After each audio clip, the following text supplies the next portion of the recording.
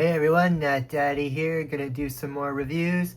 Again with the Diamond screw up and Canada Post issues and shipping issues and that. We're still having issues where we're not getting issues of comics in the stores as of late. I heard it's going on definitely through next week and maybe even into the new year. So figure I would grab what I could digitally and review what I could for you guys, and eventually we will get this all caught up in that. So here we go. This is what I was able to read this week. We are issue 3 of this Absolute Wonder Woman.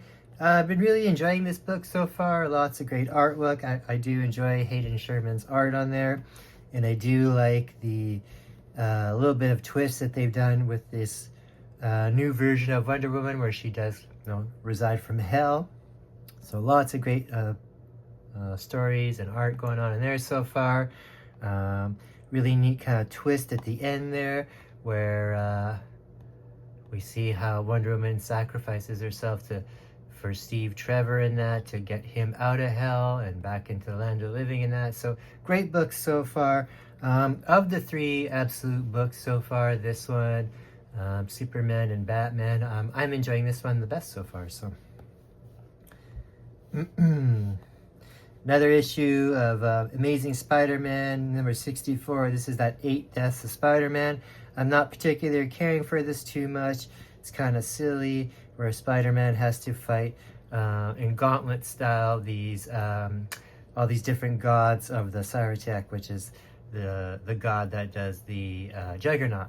So he's having to go through each of these. There's 8 of them, and Doctor Doom, who is the current Sorcerer Supreme, after Doctor Strange gave up that power, is usually the one that has to fight these characters in a tournament, and he's given Spider-Man this magical Doctor Doom infused suit of armor, and also 8 magic lives to fight these people. And each time he beats these people, he ends up losing a life somehow. So this is going on, and the artwork's okay on it, but I'll be happy when this arc is over and we can go into hopefully just some good old-fashioned Spider-Man stories. So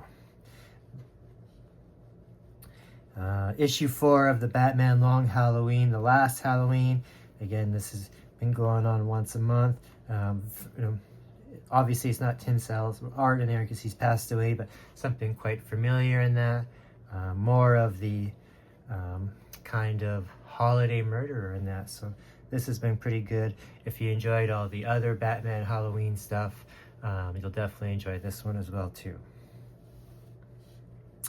We got the last issue of the Silent Knight return stuff. So this is Batman and lots of the other Justice League and DC Universe people teaming up with Santa Claus, with Kris Kringle. And Kris Kringle's a pretty good badass in here. He's kind of a warrior type person, adventurer, and he's going up against Krampus there. So this is the last issue of this series, and it's been fun. Not as good as the original one last year, but still pretty good. Good holiday fun, and some nice artwork in there too. But again, I did like the previous series just a little bit better. Also, Batman this week is 3rd issue of this Batman Gargoyle of Gotham. This has been a good series so far, but for whatever reason, they seem to be, more than a month or 2 between books. This issue 3 has been pushed back several times in that. So, but it's been good. It introduces this new character here in this universe, which is a Joker character type, but he's just a little kid. And but he's definitely screwed up for sure. So they introduce him. Lots of neat artwork in here. If you are liking that Absolute Batman stuff, you'll probably like the artwork in here too. Kind of similar. But this has been fun as well too. So again, this is that new character. So the Joker kid. Pretty creepy. Nice little, again, no, not in canon with the current Batman stuff, but a good Batman story either way. 2nd issue of the Black Canary Best of the Best series. This is where she's fighting Lady Shiva in that boxing match or fighting match to see who's the best fighter all. Obviously, she's getting killed, beaten to a pulp, and during the match, it keeps having flashbacks of her training to do all this with with her sick mother, the original Black Canary. And at this whole time too, she's no, there's some kind of background story. She's doing like a mystery as well. So it's been all right. Fourth issue of Volume 3 of Creepshow. Again, these are all pretty good. I enjoy anthologies, and Creepshow is a good one. Some nice artwork in here. Couple cool stories. The first story was all right. I didn't care for it a whole lot. It was okay, but I did enjoy the second one. The second one here is about this lady who wants to get a face transplant because she's kind of, I won't say ugly, but average, and she wants to be beautiful and never lose a boyfriend again. And of course, being a horror story with that, there are twists in it that make it maybe not as great as you think. So that one's quite fun. A little shocking as well. From Image, we have a new series here called Dust to Dust. Great artwork inside here, all kind of in that that old-fashioned Western style look to it, sienna almost like. And it's about America going during the Dust Bowl age. So we have some people here that are pulling up, getting out of the oil industry or the oil pumping, farming stakes, and they're moving west. And it just shows these people going into it. And not a whole lot happens in this because it's kind of just like an introduction, but there is some neat artwork in here. And I do think it's going to get a little bit creepier as we get farther into this town that's slowly dying during the Dust Bowl age. So great book so far. Really looking forward to it, hoping the next couple issues get a little bit more suspenseful or action. G.I. Joe, the Real American Hero, also going on from Image. This is not tied into the Energon stuff. This is actually the series still continuing from the early 80s Marvel stuff that if you've been reading the Marvel original run, the Compendium, the G.I. Joe Compendium, we did a review of that quite recently. It's the continuation from that. So this has been fun. Half of Cobra has been turned into like zombies, and the other half is not, and they're fighting each other to see who ends up becoming kind of the leader of Cobra. And you got G.I. Joe, of course, stuck in the middle of this as well too. So I know a lot of people have been really enjoying the Energon stuff because it's a fresh new look and a good jumping off point. But if you are a dedicated older G.I. Joe fan, and still like some of the original storylines, it is still going on.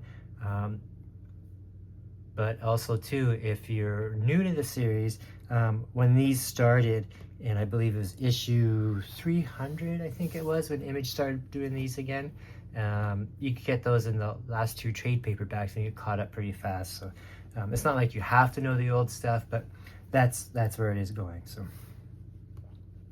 from Image as well, we have issue 9 of Geiger. Really love all the Ghost Machine stuff here. We got Geiger and Redcoat and Hornsby and Junkyard Joe. So great line, Rocketeers, or Rockefellers, I should say. Great stories going in there. Geiger is this guy here that's all radioactive from a nuclear incident that kind of destroyed the world. And when he puts these rods in his back, it does make him kind of normal in that. So he pulls the rods out when he needs to use his powers, and the whole world is, like I said, this post-apocalyptic, desolate, and he's kind of roaming around doing his thing. So currently there are knights that are after him, and they're kind of the bullies of this new world, and he's just trying to save some kids and destroy these knights because they're kind of like Nazis, almost like in old times. So it's a fun series.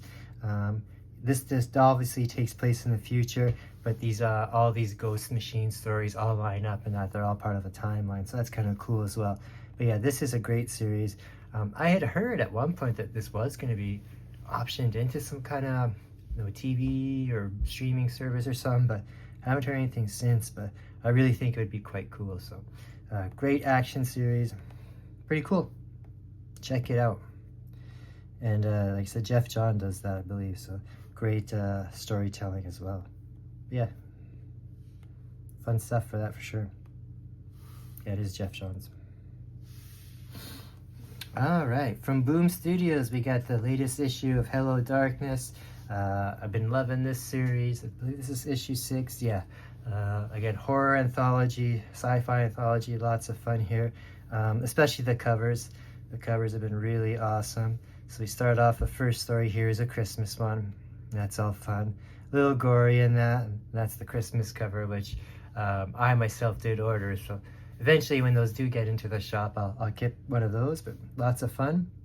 And there was also, I don't know if they have it in here, I can't remember or not, but there's a pretty awesome, these have all had pretty awesome Jenny Frison covers as well too.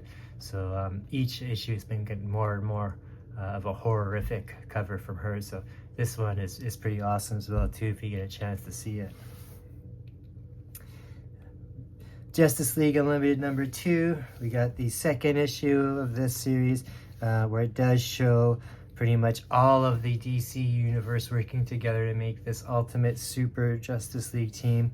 And then we just have some stories of that going on right now. Again, more fallout from the death of Darkseid in that, but still pretty good. A lot of people have been liking what DC's been doing lately with their kind of rebooting of stuff with that All In, and I'm one of them too. I've been really enjoying all the DC stuff lately, so that's great. You got Kidpool and Spider-Boy. It's all right fun. You know, Spider-Boy, we know, is the kind of sidekick of Spider-Man, and they introduced this Kidpool character that just kind of shows up out of nowhere. Kind of like that Gwenpool character that showed up a few years ago. So not really a story there. We just know she's a kid, a little girl that kind of gets a crush on Spider-Boy, and kind of goes from there. So kind of fun, especially if you do like Deadpool and Spider-Boy and that. So pretty fun stuff. And that is the first appearance of Kidpool too. New series of Metamorpho starting up. So if you're a Metamorpho fan, this will be right up your alley. Pretty fun by Al Ewing. So lots of fun in here as well too. A little bit more on the sillier side in that, being Metamorpho and that.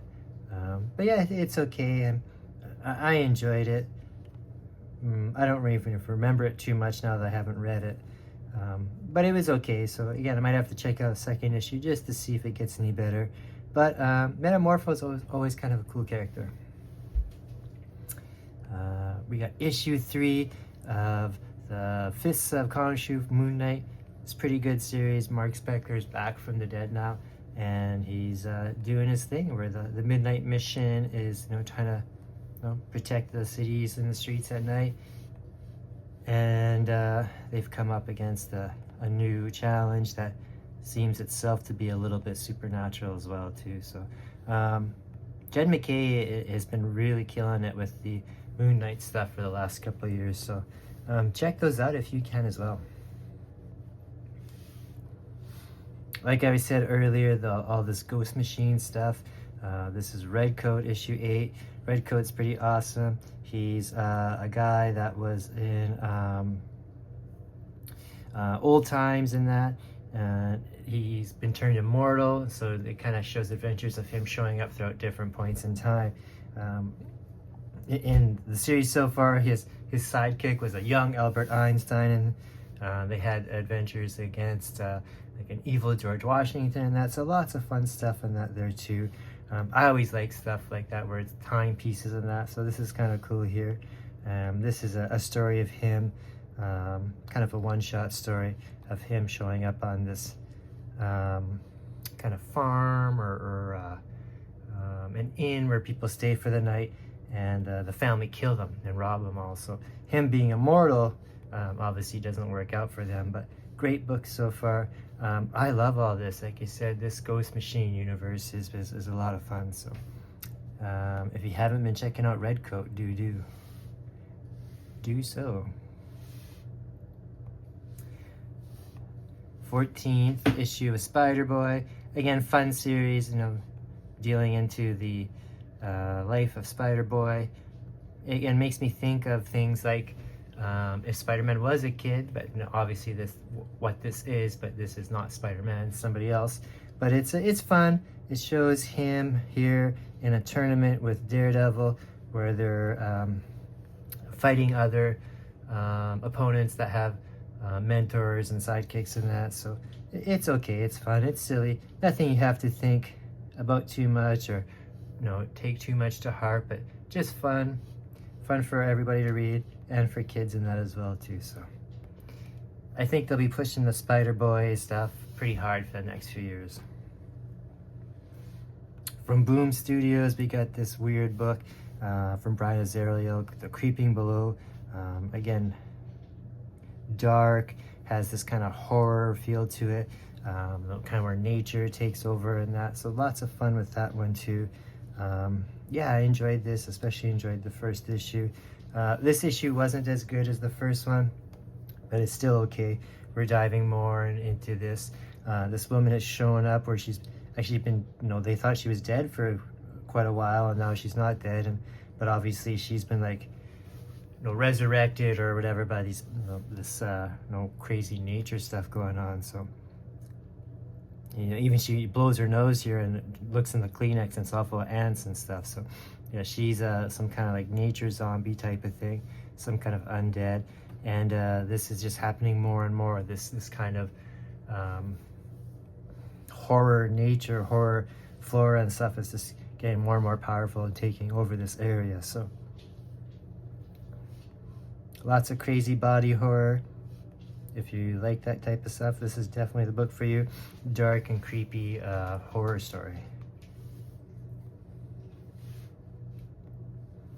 We got a silly book here. I always think it's fun to read these books. As I know, growing up as a kid, I am a Three Stooges fan. So here we have a Three Stooges one shot of, you know, they're going to a New Year's party, and it's pretty much what you think. The Three Stooges doing Three Stooges things at a fancy party where they obviously don't fit in. So a great fun book for, you know, young and old.